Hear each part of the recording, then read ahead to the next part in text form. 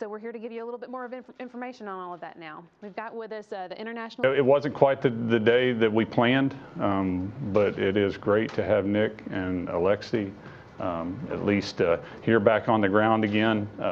Anytime you can get a crew safely home, you feel very good about what you've accomplished that particular day. The fact this crew didn't get to orbit, we feel bad for them, but we have every confidence that our Russian colleagues will figure out what's going on, and we'll hopefully see Nick and Alexei on orbit and at the space station again soon.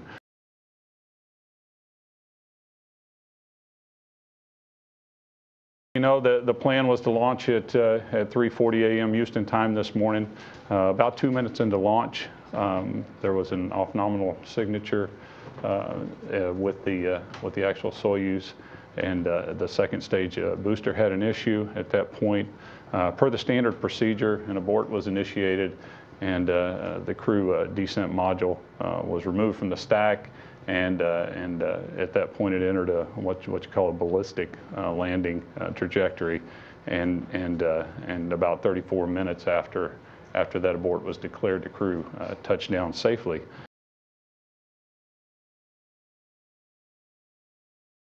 As far as where we go from here, our Russian colleagues typically, when they have a failure like this, they will stand up what's called a commission.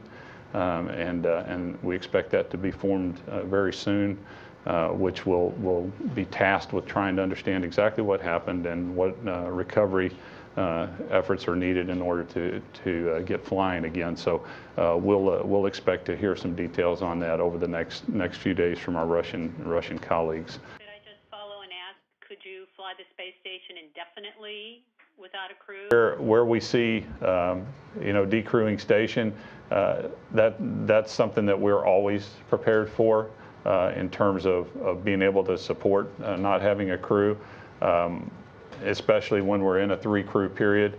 One of the things where we find ourselves today with 3 crew for at least an extended period is we're going to go back and dust off some of the same products that we had from back when we were in these longer periods of 3 crew, and make sure that we have a good understanding of what the systems tweaks are that'll be needed to ensure that if we did have to decrew for whatever reason, that we could continue to manage the systems on board the station with our ground controllers here in MCC and around the world. That'll give our Russian colleagues certainly the better part of 2 to 3 months.